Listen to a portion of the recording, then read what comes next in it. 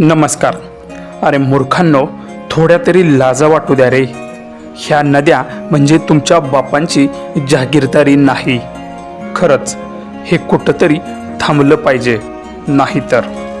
सविस्तर व्हिडिओ पुढे पाहण्याआधी चॅनलवरती तुम्ही नवीन असाल तर आपला आरजी मराठी न्यूज चॅनल जरूर सबस्क्राईब करून घ्या. आज महाराष्ट्रात कोणतंच ठिकाण असं नाही की जिथे घाण नाही. सगळीकडेच जिकडे बघावं तिकडे कचराच कचरा दिसतो आहे आणि यामुळे मोठी दुर्गंधी पसरते आहे आणि यामुळे लोकांच्या आरोग्यावर मोठा परिणाम होताना दिसत आहे. मग यामध्ये महाराष्ट्रातील नद्या तरी कशा मागे राहतील? लोकांनी देवाचं निर्माल्य, घरातील कचरा, अजून न लागणाऱ्या वस्तू लोक सरळ सरळ नदीमध्ये फेकून देत आहेत. याचबरोबर शिल्लक राहिलेलं अन्न हे सर्व नदीत फेकलं जात आहे आणि हेच पाणी आपण वापरतो, पितो आणि त्यामुळे कॉलरा, टायफॉइड, कावीळ, अतिसार यासारखे दुर्गम आजार आपल्याला उद्भवतात. तेच पाणी शेतीला वापरल्यामुळे पिकावरही त्याचा विपरीत परिणाम होतो आहे. या व्हायरल व्हिडिओमध्ये ते बघाच. बघा कचरा बघा, हे नदीतनं कचरा काढलेला आहे. मामा जरा खोला, जरा काय काय बघा, दाखी घेऊ जावा की. बॉम्ब बिम नाही ना काय टाकले बघा. भाकरी बिकरी खरकट आहे ना, जरा जरा जवळ दिसाले धर दादा तू.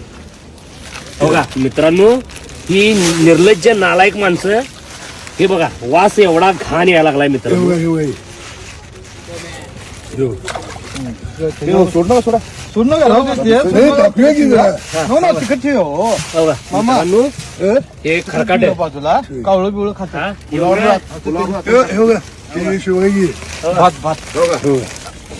बघा एवढं घाण वास मारायला लागलाय मित्रांनो. नदीत अशा प्रकारे टाका लागल्यात आणि नदी प्रदूषण करायला लागल्यात. मित्रांनो, परवा पौर्णिमा झाली. त्या पौर्णिमेच्या टायमाला एका ताईनं नारळ टाकल्यानंतर तिला म्हटलं, ताई नारळ टाकू नका, कापडासकट नारळ टाकलेली. तिला एवढा राग आला, काय झालं त्याला, नदीत टाकलोय.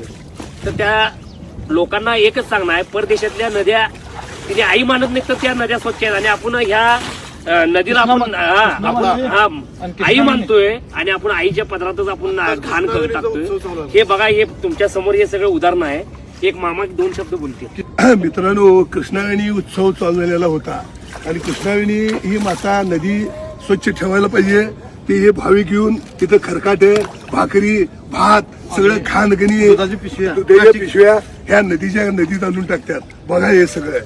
मित्रांनो नमस्कार. ही परिस्थिती बघू शकताय तुम्ही. ही नदीत टाकलं म्हणजे कुठेतरी वेस्टेजला टाकलं असं लोकांना वाटतंय. खरं या पाण्यावरच आपण जगतोय. एवढे साधी अक्कल नसलेली लोक आहेत, ही आरामखोर लोक आहेत. हेच पाणी आपण पिणार आहे आणि याच्यावरच जगणार आहे एवढं लोकांना समजलं पाहिजे. हे वेस्टेज कुठं टाकायचं एवढं कळायला पाहिजे. जनावरांना घाला, जनावरांचं तर पोट भरल. पूर्ण कुजलेला आहे मित्रांनो, कुजलेला आहे आणि पूर्ण वास मारला. पशुपक्षी टाकलं टाकलं म्हणजे शेवटी आपलंच आरोग्य बिघडणार आहे एवढं समजलं पाहिजे. आणि आपल्या बरोबर चांगल्या 4 लोकांचं सुद्धा आरोग्य बिघडून ती लोक पण मात्री होणार आहेत एवढं लक्षात यायला पाहिजे. हे कृष्णेच्या वाघातर्फे एक सांगणं आहे आणि सुधारावा आणि नदी वाचवा आणि कचरा करू नका एवढंच मी सांगतो. कृष्णेच्या वाघ